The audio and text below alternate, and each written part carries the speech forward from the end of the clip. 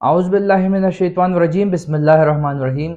मेरा नाम है मोहम्मद आफाक और आज का जो हमारा लेक्चर है वो है फिजिकल क्वांटिटीज़। एक एग्जांपल से स्टार्ट लेते हैं। फॉर एग्जांपल, दो लोग आपस में बैठे हों और वो किसी तीसरे शख्स के बारे में डिस्कशन कर रहे हों।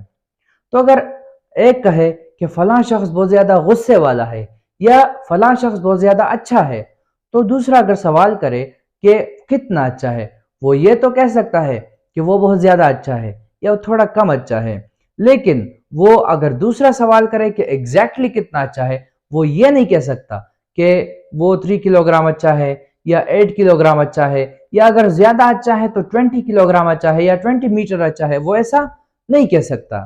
तो इसका मतलब कि हमारे पास ऐसी चीजें हैं कि जिनको हम मैयर नहीं कर सकते, लेकिन फिजिक्स में हम वही चीजें पढ़ते हैं जिनको हम मैयर कर सकते हो। उसी को तो फिजिकल क्वांटिटीज कहते हैं। तो अगर आपसे कोई पूछे कि व्हाट आर फिजिकल क्वांटिटीज, तो simply those quantities that can be measured are called physical quantities. यानी कि वो क्वांटिटीज के जिनको हम मैयर कर सकते हो, जिनकी हम नाप तोल कर सकते हो, जिनकी हम पैमाइश कर सकते हो, उनको हम कहते हैं फिजिकल क्वांटिटीज। फॉर एग्जाम्पल, हम किसी चीज की लेंथ को मैयर कर सकते हैं, that means length is a physical quantity. अगर हम किसी चीज के मैस को मैयर कर सकते हैं, तो that means mass is a physical quantity. हम किसी चीज की ड्यूरेशन को मैयर कर सकते हैं, टाइम को मैयर कर सकते हैं, तो that means time is a physical quantity. हम किसी ऑब्जेक्ट के, हम किसी बॉडी के स्पीड को मैयर कर सकते हैं, that means speed is a physical quantity. हम किसी ऑब्जेक्ट पर लगने वाली फोर्स को मैयर कर सकते हैं, तो that means force is a physical quantities. इसी तरह power is a physical quantities, इसी तरह वेलोसिटी, इसी तरह कई सारी क्वांटिटीज, एक्सेलरेशन है वगैरह, उसको हम मैयर कर सकते हैं। दैट मीन्स ये सारी फिजिकल क्वांटिटीज है। क्यों? क्योंकि हम इन चीजों को मैयर कर सकते हैं, तो उनको हम कहते हैं फिजिकल क्वांटिटीज। इसके बाद देखें properties of physical quantities.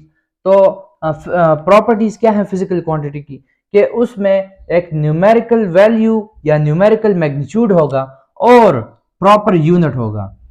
For example, अगर हमारे पास एक टेबल है और उसका मैस है उसका 5 किलोग्राम, तो 5 इज अ न्यूमेरिकल वैल्यू या न्यूमेरिकल मैग्नीट्यूड और किलोग्राम इज अ यूनिट जिसमें उसको मैयर किया गया है।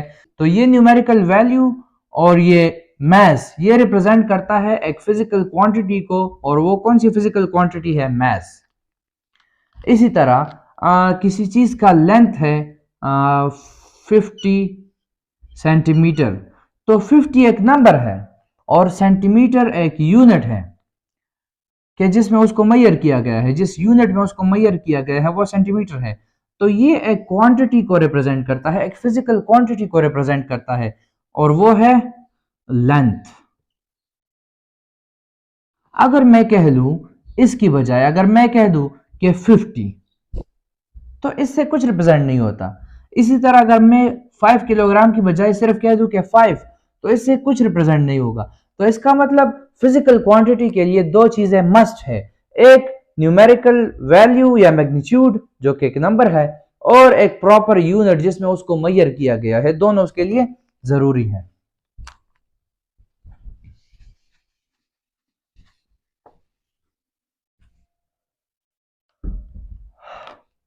फिजिकल क्वांटिटी को दो कैटेगरी में कैटेगराइज किया गया है। नंबर 1 है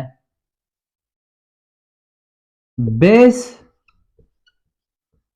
फिजिकल क्वांटिटी, और नंबर 2 है डिराइव्ड फिजिकल क्वांटिटी। तो दो कैटेगरी में कैटेगराइज किया गया है, base physical quantities and derived physical quantities. देखिए नाम से ही जाहिर है, बेस यानी कि बुनियाद या फाउंडेशन, यानी कि वो क्वांटिटीज जो खुद तो किसी से ना बनी हो लेकिन इनसे कई सारी क्वांटिटीज बन चुकी हो, उनको हम कहते हैं base physical quantities.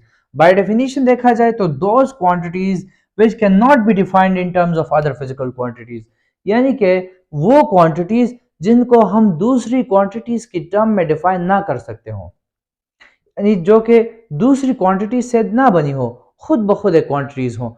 For example देखिए, अगर मैं आपसे कहूं कि ये अल्फाबेट ए, ये क्या है, तो आप कहेंगे सिंपली कि ये एक अल्फाबेट है, इसको मजीद डिफाइन नहीं किया जा सकता, ये खुद एक अल्फाबेट है। लेकिन अगर इससे बनने वाला एक लफ्ज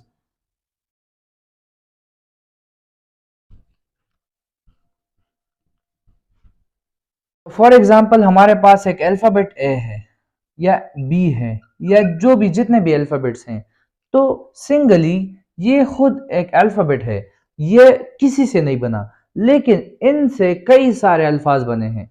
इसी तरह बेस फिजिकल क्वांटिटीज भी खुद किसी से नहीं बने, लेकिन इनसे कई सारी क्वांटिटीज बनी हैं। फॉर एग्जाम्पल लेंथ है, तो लेंथ तो खुद एक क्वांटिटी है, इस ये किसी से नहीं बनी।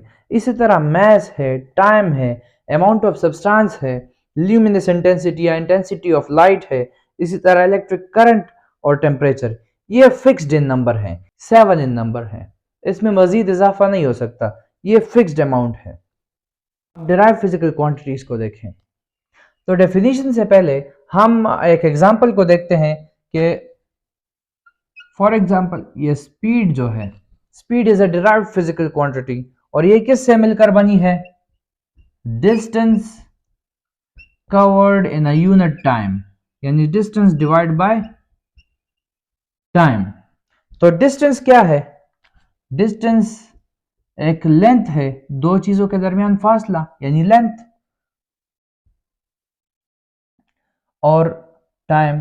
तो लेंथ क्या है, length is a base physical quantity. Time क्या है, time is also a base physical quantity. तो दोनों की कॉम्बिनेशन से बनी है एक और क्वांटिटी, यानी इन दोनों की कॉम्बिनेशन से एक और क्वांटिटी निकल गई जिसका नाम है स्पीड। और अगर देखा जाए तो देखिए, डिराइव का मतलब है माखूज, माखूज यानी जो दूसरों से अखज की गई हो, जो दूसरों से ली गई हो। तो मतलब ये देखिए, नाम से ही जाहिर है कि those quantities that can be defined in terms of other physical quantities, यानी कि वो क्वांटिटीज जो दूसरी क्वांटिटीज से मिलकर बनी हो, उसको हम कहते हैं डिराइव्ड फिजिकल क्वांटिटीज। एग्जांपल आपने देख लिया कि स्पीड क्या है, स्पीड खुद एक क्वांटिटी नहीं है, लेकिन दो क्वांटिटीज से मिलकर बनी है।